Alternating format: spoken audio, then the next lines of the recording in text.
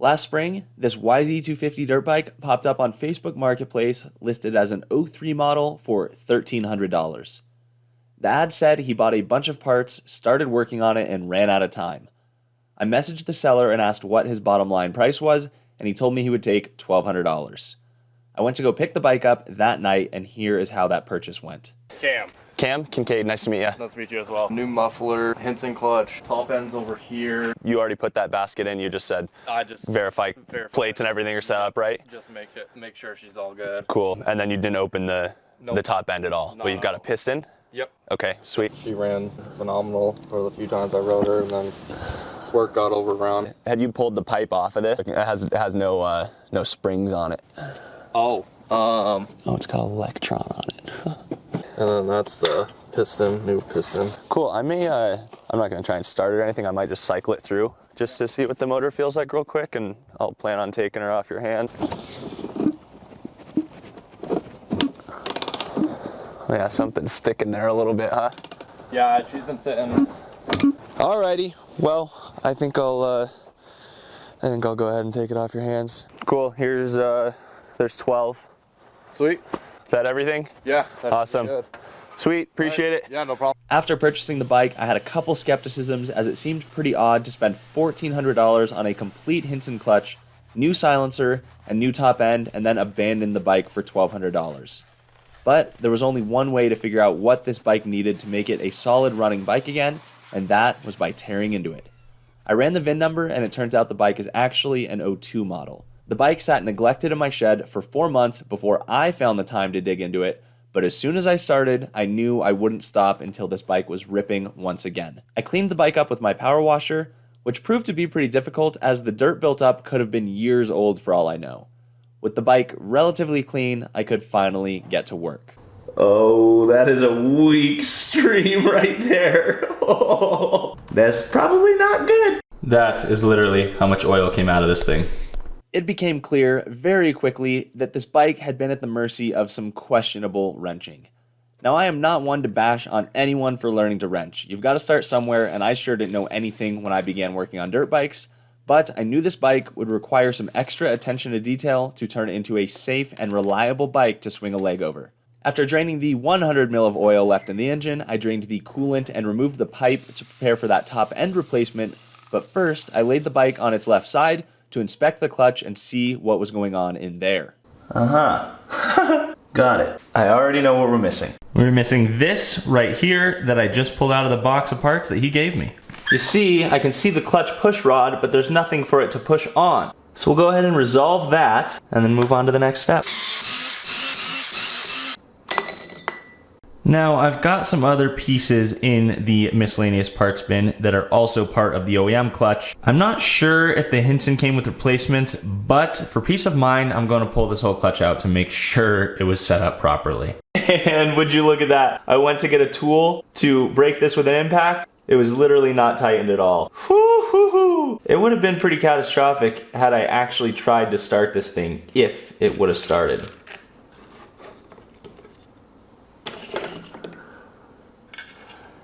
And he's for sure missing that collar. Oh my god, that is gnarly. So just so you can see here, he's just got this bearing raw dogging in here. And this collar I showed is supposed to go there, and then the bearing installs. That's a big deal, but the fact that the bike hasn't been ran is good. Every other component in here that I can see looks just fine. No damage to this motor whatsoever, at least visibly. So my guess is the nasty sound I heard when I tried to cycle this through was the basket being able to have some play. Since this collar wasn't there, when you spun this, that basket had some free play, so it was pretty much just pushing itself between the gears, which makes total sense that it wasn't easy to kick over. The idler gear and kicker feel great, so it might be as simple as installing this clutch correctly. And this is where you gotta double check everything that someone else has touched. These bolts aren't even remotely close to tight, so this would have likely been a point of failure. I'm gonna go ahead and check the torque values on these and get them torqued. And on second thought, I'm willing to bet these do not have any thread locker on them, so we're gonna pull them out and reinstall. Yep, dry as can be. I'll be using some red stuck nuts on these bolts. And that is because Stucknucks is committed to keeping our trails alive. A portion of all their sales go into different trail alliances and things like that to keep off-roading available to us dirt bikers. Final step here is to peen the edges so these cannot come loose.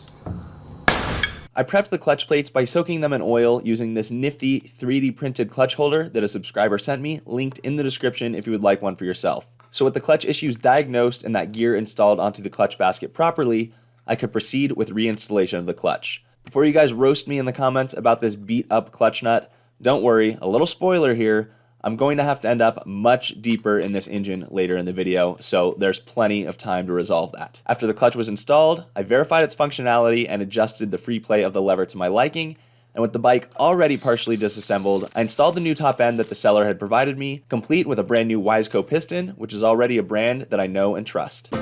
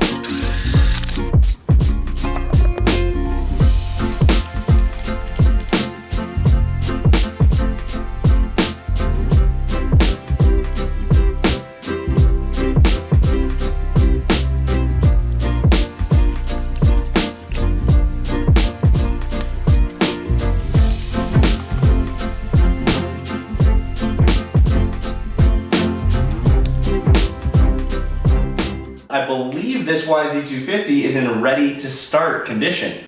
Put your wagers in the comments how many real kicks. Here we go.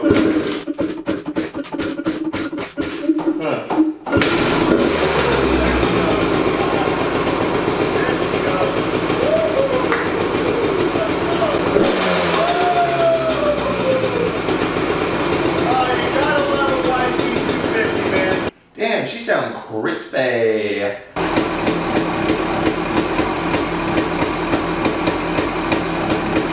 After I got the bike started, it seems I had some bad gas in there as it had a burble when I would twist the throttle, but that went away after a few minutes of runtime. It began to idle and rev up normally, at which point I decided to try running it up and down the block, only to find We may have serious transmission problems, but check this out. Fire's right up. He's idling now. Rev it up. I don't want to pop this thing into gear too many times, but clutch fully in. It's rough. It's a rough dude. Oh yeah, dude, we got problems.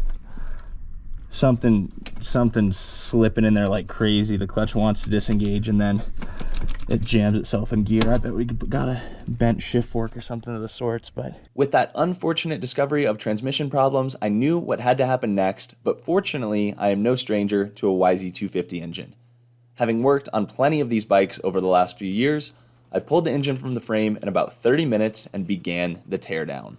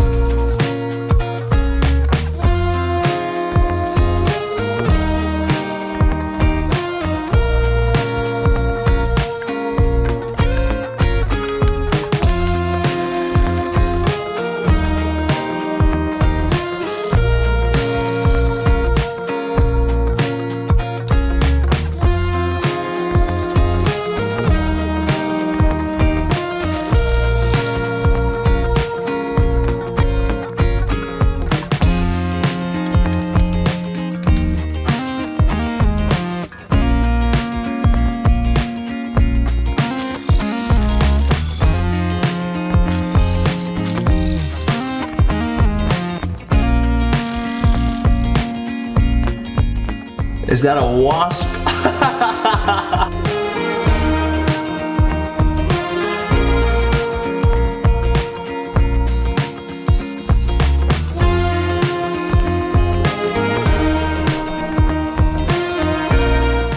The discovery of some welding on the bottom of the crankcase indicates this bike has definitely seen some over the years. But at least it looks like a good weld. Eager to see what I would find between the case halves, I used my crank splitter to crack the cases open. Nothing was obvious with the transmission just by separating the cases, but it was very difficult to get the transmission removed. The countershaft did not want to slide out of its bearing and required a little persuasion. Once I got everything removed and started inspecting components, it became obvious this YZ has seen a lot of shifts since 2002. Two of the shift forks were significantly worn with sharp edges, and first and fifth gear were worn out as well. Everything else looked good and usable, but these components definitely need to be replaced to get this bike shifting smoothly, and it makes total sense that it shifted rough and the transmission would get hung up. Moral of the story, $1,200 YZs are rarely that good of a deal. I headed over to the Rocky Mountain website, which I've got linked in the description, and went to the OEM parts diagram for a 2002 Yamaha YZ250. I found the components I need in stock and ready to ship and got them ordered so I can get this YZ250 back up and running. As a quick reminder, I have a link to Rocky Mountain down in the description below, and if you use my link to buy any items on the Rocky Mountain website, I earn a commission on your purchases, so that is a great way to support the channel. Alright guys, so there was a little bit of prep work for these cases before I could start the reassembly process. I removed all of the seals using my Tusk seal puller, and I'll go ahead and note right now that I have a page on my website linking all of the tools and new parts featured in this video if you're looking to build an engine yourself. It's not rocket science. Find a good service manual for your bike, follow it to a T, and it's just big kid Legos. I started wrenching on bikes about 5 years ago with zero prior knowledge and learned what I know exactly how you are. Watching YouTube videos, reading manuals, and just tackling projects one step at a time. While those cases were heating up, here is a comparison of the old and new first gear, and you can see how worn that old one was, along with a comparison of one of the shift forks. I installed the new first and fifth gears onto the transmission shaft, and then it was time to remove all of the old bearings. The reason I put the cases in the oven is to make the aluminum expand, as aluminum expands quicker than steel, allowing the bearings to come out easily. I baked them at 300 for about 30 minutes. Same concept for putting the bearings in the freezer, it causes that steel to contract. You can see just how easily those bearings come out after baking the cases, and there were 2 left that are blind and required my Tusk slide hammer. With all of the bearings out, I gave the cases a good scrub and a degreaser bath to get all of that nasty old dirt and grime off. They then went back into the oven in preparation for those new bearings. Cases prepped and ready to go. I've got a set of crank bearings and seals from All Balls and some transmission bearings from Hot Rods. Let's get to assembling.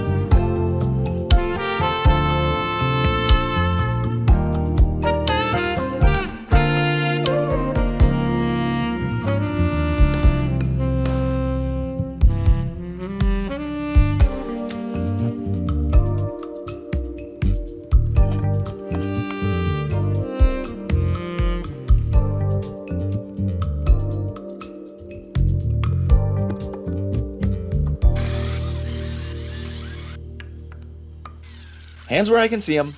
There were a couple things I wanted to talk about during that engine build, but I didn't want to interrupt.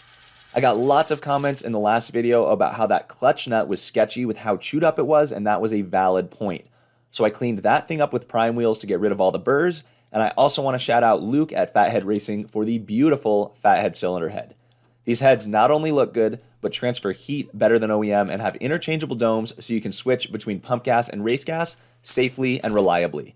I had to fix the threads where the stator mounts as they were a little chewed up, but from there it was smooth sailing. I added oil, and this engine should be ready to not only run, but shift properly. Now I wanted to clean up the chassis before putting this freshly rebuilt engine back into the frame, as it's got plenty of 20-year-old dirt caked up on it. But it was raining outside, so while I awaited sunshine, I shifted attention to give this front brake the attention it needs. If you recall, I bought this bike with no front caliper installed at all, and upon inspection, the caliper given to me in a box was damaged, as were the pistons. It ended up being cheaper to buy a complete used caliper on eBay than it was to buy new pistons, so that is the route I went. Of course, the eBay caliper was nasty and needed a rebuild too, so let's tackle it.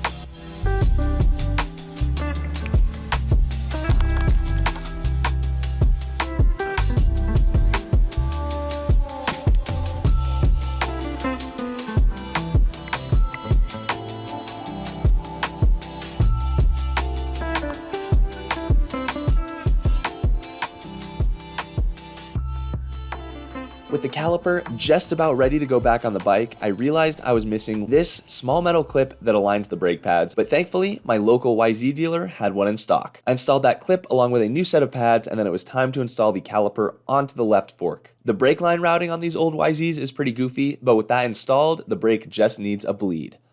I then removed this Electron carb, and funny enough, I couldn't find an Allen that would work for these heads. I tried metric, standard, and Torx bits and ended up removing them with a set of pliers. I got a brief weather window that allowed me to wash and scrub down the bike before installing the engine. Of course, it started raining again, and poor Mac was scratching at the door to get into the garage. Oh, come here, buddy. Come here, it's okay. Mackers is afraid of the rain. It's okay, you can help me with the YZ250. Come on, Mr. Good Boy. You get me all hairy, dude. We're trying to film here. The rain's not going to kill you, mister. I removed the rear wheel in order to make realigning the swing arm an easier task with the engine installed, and this bike is in desperate need of new rear brake pads anyway. The rear axle was certainly crusty and required some force to remove, but wasn't totally seized and did come out without an issue. Lots of times when installing engines, I leave the kickstarter and shift lever off to free up some space, as they always seem to get in the way.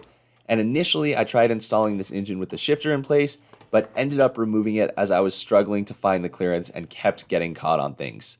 Major milestone with the engine back in the frame. Let's get this thing torqued and keep plucking away.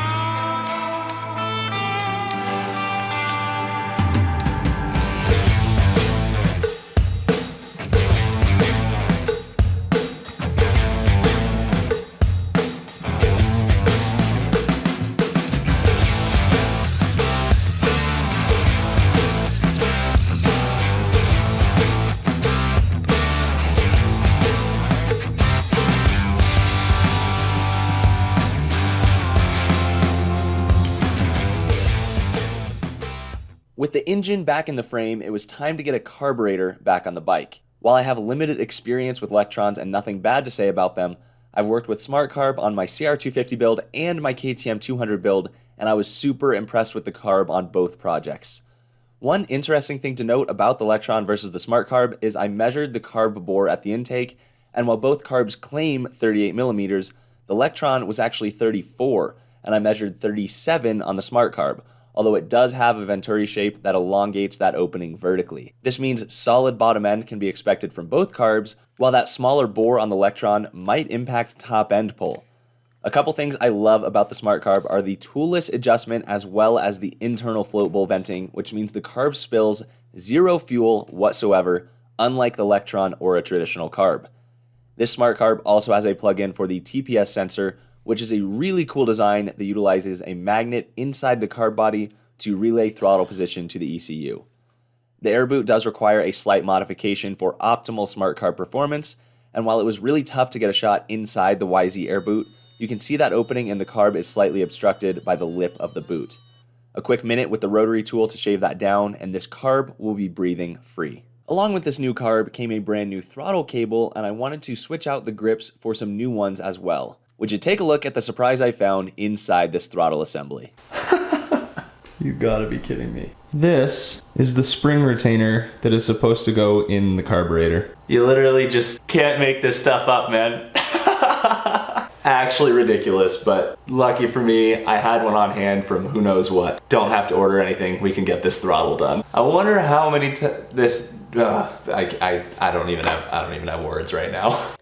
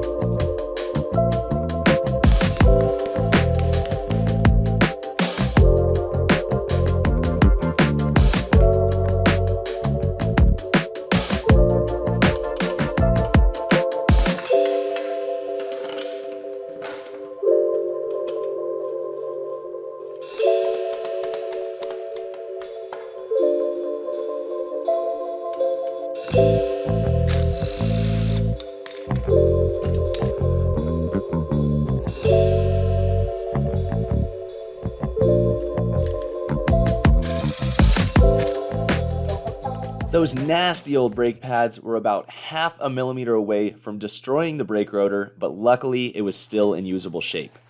With new brake pads installed, it was time to slap a Shinko 525 rear tire on this wheel since the old rear was pretty well worn.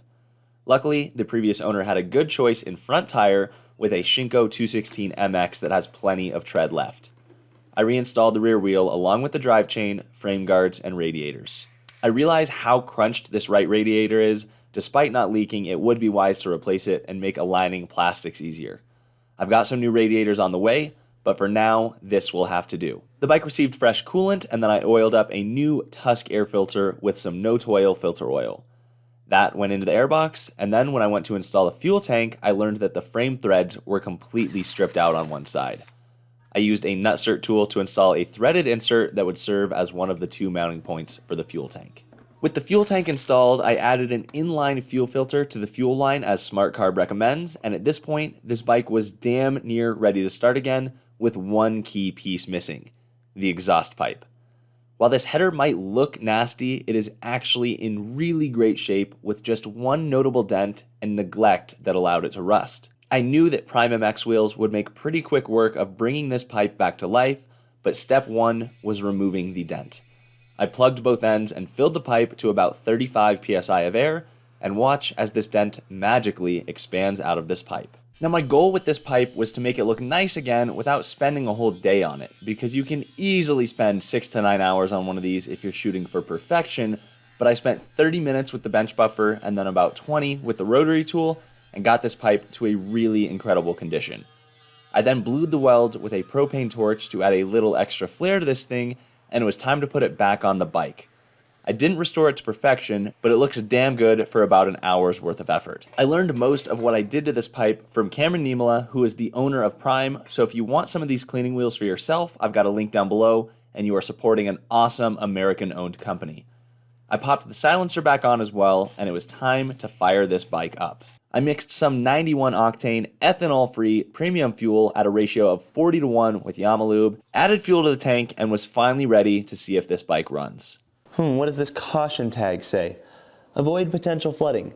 Leave the choke up or in the open position during initial fueling. After successful initial fueling, push the choke plunger down to the closed position.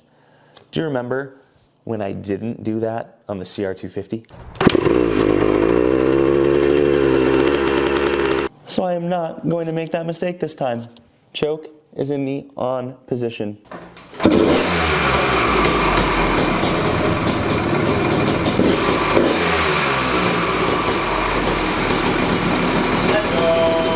I temporarily installed the old plastics back on the bike, and there was one thing left to do before spinning this thing around the block. Install this brand new skid plate from SX Slide Plate. These plates offer incredible protection, slide over obstacles easily, cover your linkage, and are made in the USA. All right, now for the moment of truth. Let's see if she shifts. That's not good. False alarm there. Fuel was off. Here we go. Let's see if she shifts. We're in first gear. Feather that clutch on out. Ah, that's how a transmission's supposed to feel. First, second, third, fourth, fifth. We got a rippin' running YZ250, baby. Dude, I forgot how freaking powerful YZs are.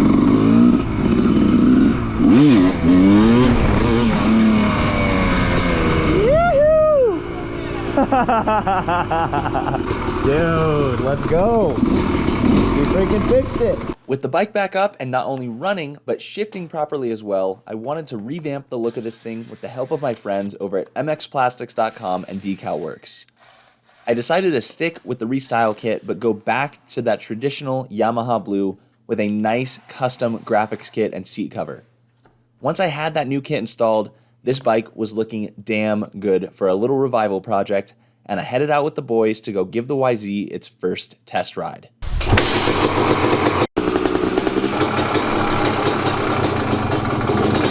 Monty, which bike are you most excited to ride today? This one.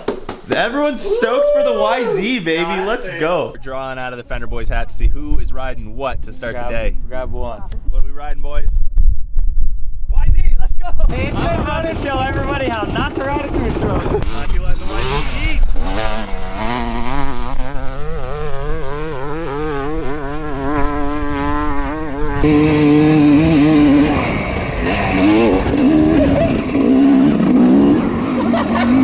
Oh my gosh! This thing's got some freaking juice, man. Yeah, you like it? I think I could have wheelied up that whole thing. Let's go, dude. It's looking good. It sounded mean sick. up that. Yeah, it sounded great, I felt like. Heck yeah. Does anybody want to try this? Yeah. Hold the peg, brother!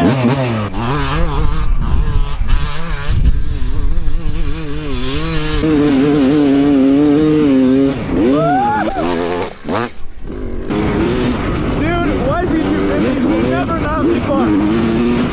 Just a freaking great motor. You know exactly what you're getting with a YZ. Tried and true, baby. This thing is ripping with the smart car. Takes a real man to ride one of these, buddy. Yeah. Woo! Alarm pump. Oh yeah, this thing rips though.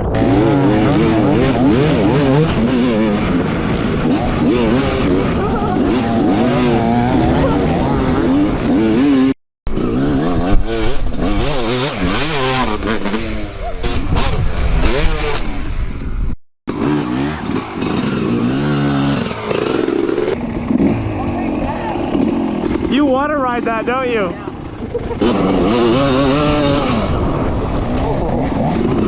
Power man, baby. Yeah, buddy, get it.